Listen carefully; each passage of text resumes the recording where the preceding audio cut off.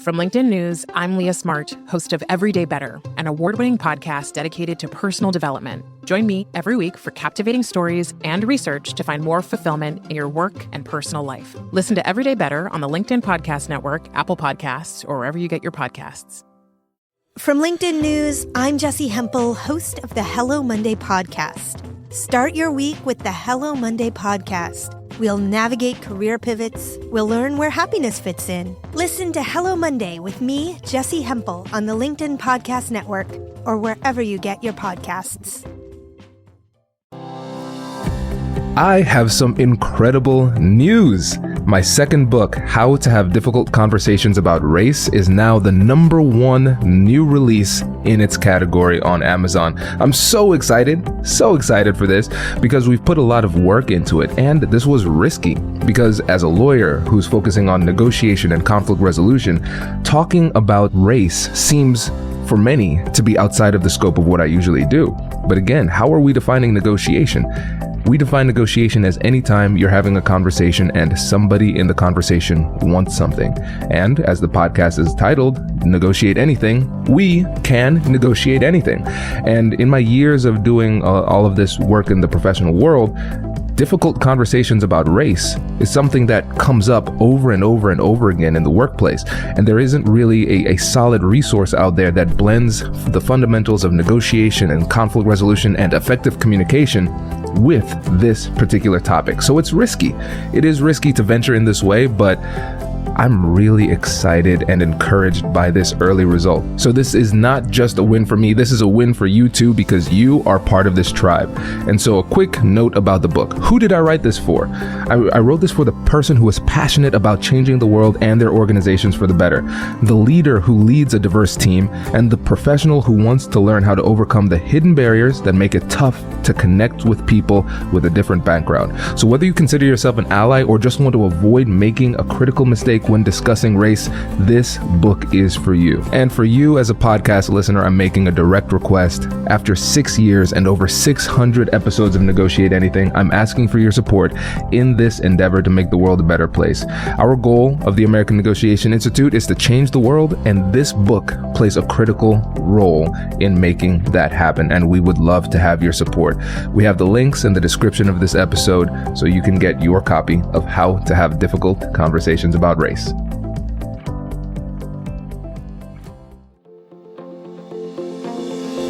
Hello, my friends, and welcome to another exciting episode of Negotiate Anything.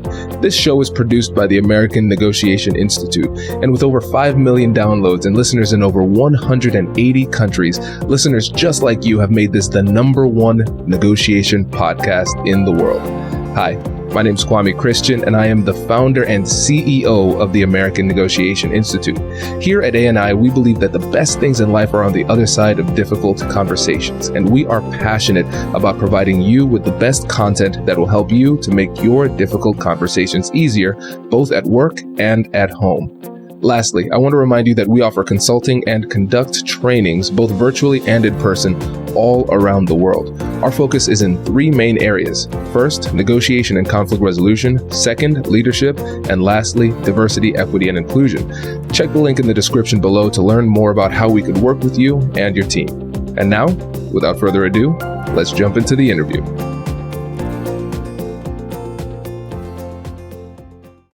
Patience, thanks for joining us today. Thanks for having me, Kwame. I'm glad to be here. Yeah, it is our pleasure. So how would you get us started by telling us a little bit about yourself and what you do? So I call myself the visionary introverted woman. And I say that introversion gives me purpose. So I am an executive career and leadership coach. And I work with introverted women to help them leverage their strengths so that they can achieve presence, positioning, and profit with whatever gifts and talents they have in an extroverted world. I also help organizations to leverage their talent pool in such a way that they're able to effectively develop leaders within their teams and build a profitable and sustainable business. Ooh, I love this, Patience. And so one thing that I realized as you were talking, I see a lot of books focused on how introverts can really unlock their potential, lead, persuade, manage effectively, those type of things. And there seems to be a robust community of leaders in the introvert in the space that are focused on introverts. But what's interesting is I don't see the same type of support or focus on extroverts. And it perked my attention because you said, I'm helping people to understand how they can succeed in an extroverted world. So when you think about us living in an extroverted world, what does that mean to you? Let me start by telling a little story. I've just come from France from a Maxwell Leadership Conference. I'm a John Maxwell certified coach. Basically, I asked the question, as one of the ambassadors, we had to help people off stage. And while we were helping people off stage, there were men on my side, and they would stretch out their hands to help the ladies get down from the stairs, but then put their hand back when a man was coming down the stairs. So I said to my colleague, the ambassador, I said, why aren't you helping the men? It's a dangerous step, whoever the person is that is coming, right? It was like, well, I don't have an answer to that. But later on, I said to him, really, I want to know, who said that it was not okay to help a man and stretch out your hand for a man? Because I was ready to help everybody, but it felt odd stretching out my hand for a man because they would look at me and go, what exactly are you doing? So what I'm trying to say here is, you've heard the song that says it's a man's world and majority rules. So it's the same thing when it comes to introversion, extroversion. There's something like 55% of the population is extroverted. 45% introverted. So you find that people create things like open office. Open office works brilliantly for extroverts who don't mind external stimulus coming at them like a hose. but for the introvert, that's one of our worst nightmares. You can't control the light. You can't control the sound. It's all open. You can't control the people around you. So your thinking can get impacted by having an open plan office. But that is the norm. That's what safe costs. That's what the first thing people think. It's all about interacting. Nobody thinks of the other side. So that's why I'm saying it's an extroverted world. If you're an introvert in that space, you've got to manage your energy. You've got to manage your thinking capabilities so that you can cope and survive in that environment. I love this answer for two main reasons.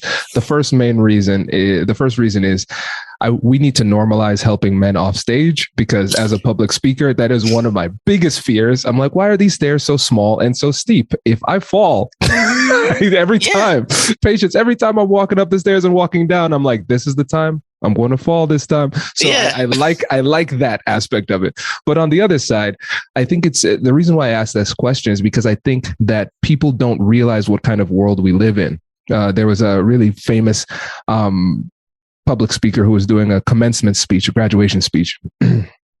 And he said there were these fish swimming in the ocean. And one fish goes up to another fish and says, how's the water? And the other fish says, what is water? Right? It's so ubiquitous around the fish that it doesn't even acknowledge its existence. And when you think about the world that we live in, it's designed in many ways by extroverts for extroverts, and we don't take the time to question it. And so for the listeners of the podcast, I think it's important, if you identify as an introvert, somebody who's more introverted, it's important to recognize that you're not abnormal, or there's not something wrong with you. And a lot of times the resistance that you feel is because the world was designed for extroverts versus introverts. And so we need to develop strategies around that. And then on the other side, if you identify as an extrovert and you don't recognize that this world was designed for your benefit, it helps you to empathize at a higher level with our introverted colleagues. So I think that's a really important place for us to start. Yes, I think so. I think it's it's not trying to say introverts are weak. It's not trying to say extroverts are strong. It's not trying to say any of those things. It's just recognizing this is how the world is. And if you really want to thrive, recognizing the differences, appreciating them, and doing what you can to either be the change or adapt something, then you are able to thrive. Absolutely. Absolutely. And I know that one of your big focus is introverted leadership. And one of the things that you talk about is courageous leadership, which I really, really like. And the reason I like the word courage versus fearless is because courage acknowledges that you have fear and then you overcome it. Fearlessness is a pathology. You should be afraid of some things.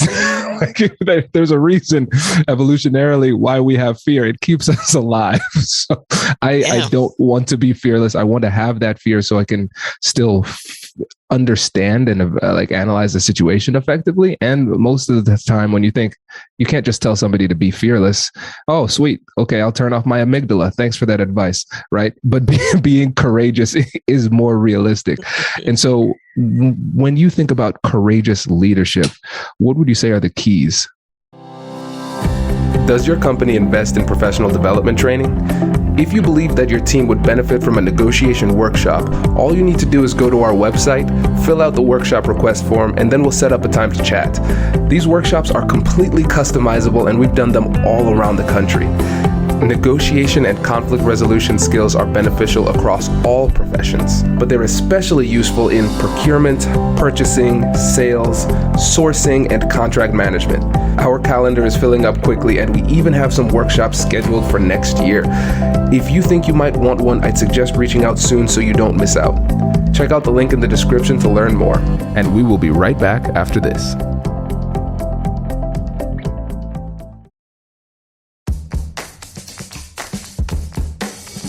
Hey you, I'm Andrew Seaman. Do you want a new job? Or do you want to move forward in your career? Well, you should listen to my weekly show called Get Hired with Andrew Seaman. We talk about it all, and it's waiting for you, yes you, wherever you get your podcasts.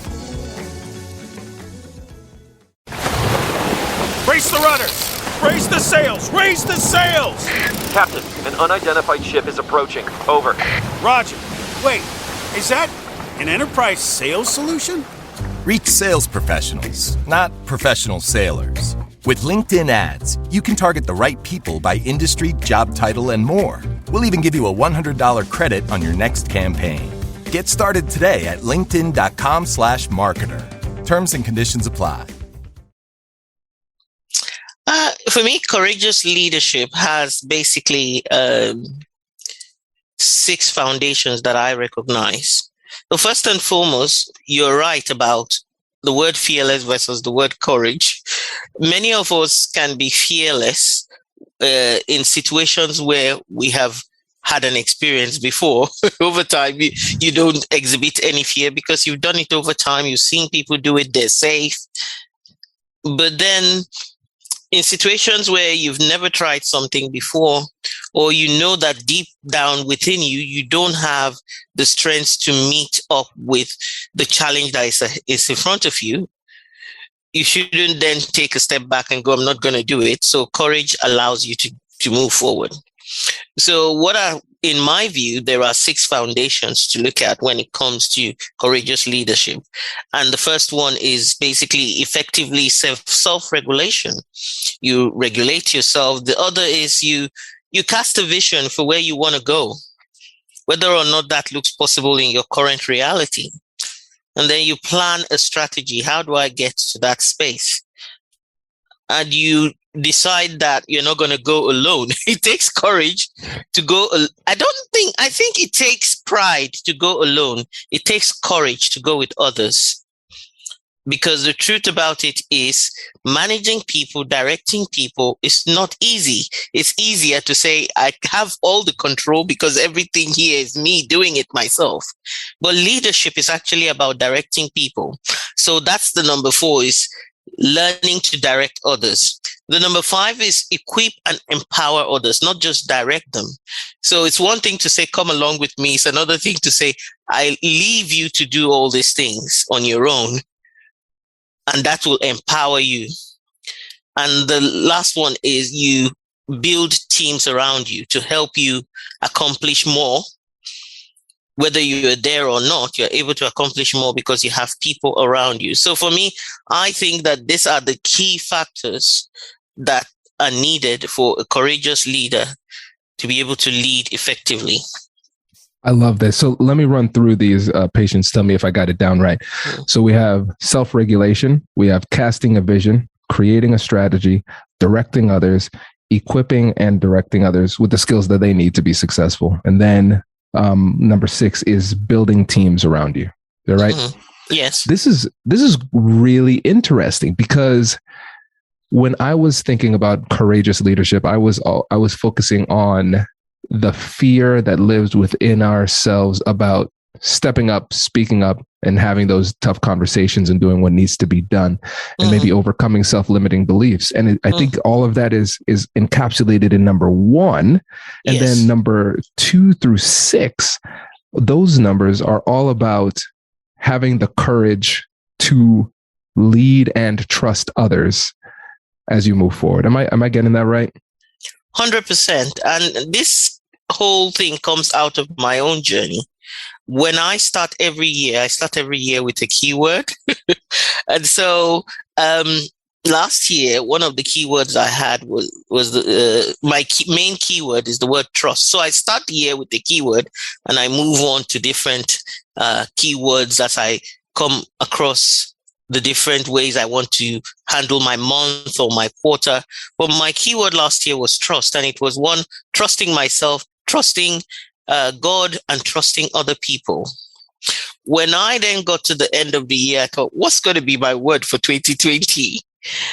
And deep down within, intuitively, I was able to understand that I think I've done a lot of trusting God to help me. Now I have to take leaps and jump out and do those big things. But then the next thing is two areas of growth was trusting others and trusting myself more with the decisions that I made.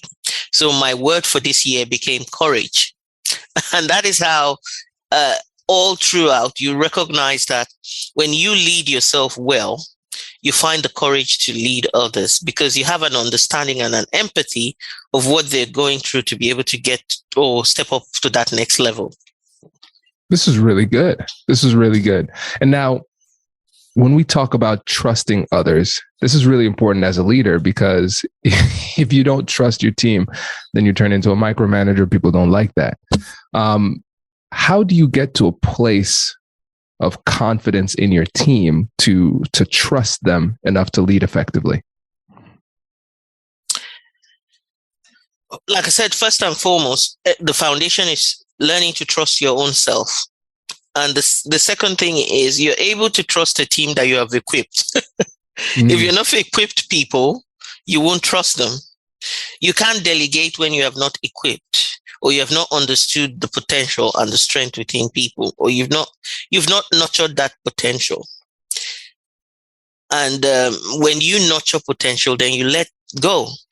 When you're trusting yourself, you are modeling already the courage that is needed. You're taking action.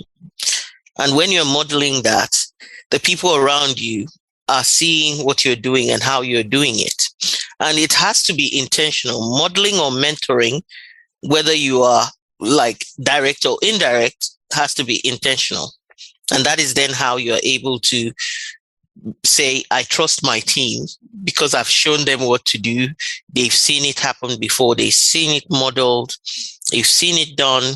I have equipped them to be able to go ahead and take up this challenge. I love this. This is really, really helpful.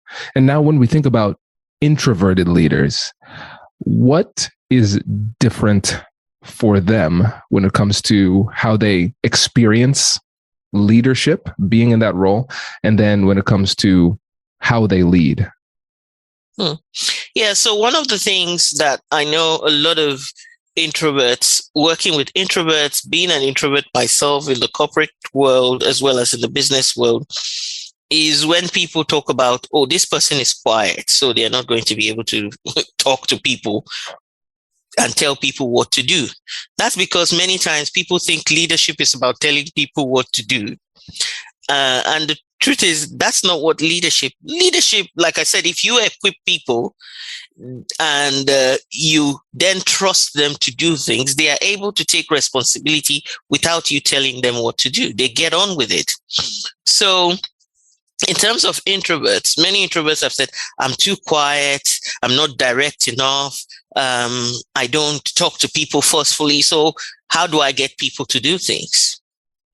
So it's to understand this other element of you don't have to push people before they do things, and it's to find the courage to actually say, I want to serve.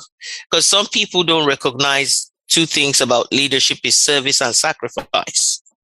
And I know a lot of introverts are also empaths, and they very observant, very, the quietness is all about taking in what's happening around you and understanding whereas the extrovert is very quick to just jump to that next thing. The introvert is probably taking the time to look at what's happening here. Why is it happening? And that makes the introvert a very, very important part of your team, because the things that you miss, they will see. And they can take the lead from a place of service. I will serve in giving you insights that you don't have. So if you need to get some clarity, go to Patience. She's the leader there. So when you see, when I introduced myself, I talked about leveraging your strengths. You step up and say, these are my strengths and I want to leverage them here because I can see the gap in this team. So that is how I'm going to provide leadership, by leveraging my strengths of intuition, of deep thinking, of deep connection that will then help me build a team, things like that. So I believe that introverts, I used to struggle at work in the corporate world because they said, oh, you don't talk much, you don't, but I'm listening in the meetings. And whatever I hear, sometimes when I come up with my own observation, it's like, oh, we didn't think about that. And I'm like, I know you wouldn't, because everybody's. So that's the key thing, is to recognize that you can step up and see a gap and decide to step up, to lead, to direct, to provide some kind of support that will make a difference. I love this. And really what it's sounding like to me, and Patience, you tell me if I'm off on this, it's sounding like one of the keys to leading as an introvert is to acknowledge and recognize your unique strengths, because you have unique values that you bring to the conversation. You have a unique skill set, a unique perspective, and you think differently. And once you recognize that this is something that you bring to the table that a lot of other people don't, it helps you to find that courage to say and do what needs to be said and done. Yeah. And also, I think anybody who is saying, I want to promote somebody, needs to have the courage to also promote an introvert. That they think this person is quiet. How would they get the work done? Because many times it's the loud person that is able to sell themselves, that is able to put themselves out there, that is recognized as, oh yes, they can take charge, they can take authority, they can do it. And it's so hard sometimes for the introvert to then come up with, I can do it too, but I would do it differently.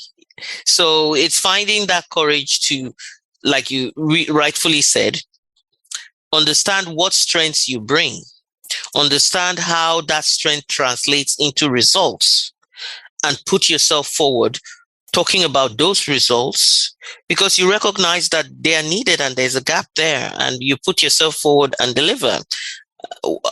I can provide one example. Everywhere I went, I introduced an induction process. I have sensitivity to people starting out without support. Throw them in the deep end and sink or swim. So I always set up an induction process. Now looking back, then I didn't think about it as, but I took my own journey and my own struggle when I started. And I introduced an induction process that included mentoring, shadowing, and reviews that would help people who are starting out to really settle in better and stronger, not just faster, but stronger, so that ultimately what you want them to do is to be independent members of the team that can contribute more effectively because they have been inducted properly. And so that's somewhere that initially I used to think that's just something I wanted to do to support, but that to me is an area of leadership, an area where I took charge and provided support, recognizing the gap within the business. This is great. This is great. And I know we're coming up on time here, but before we go, especially since we were just talking about the introverted leaders, you have a program that's coming up, a workshop for leaders who are women who are introverted, right? Yes. Can you tell the audience about that?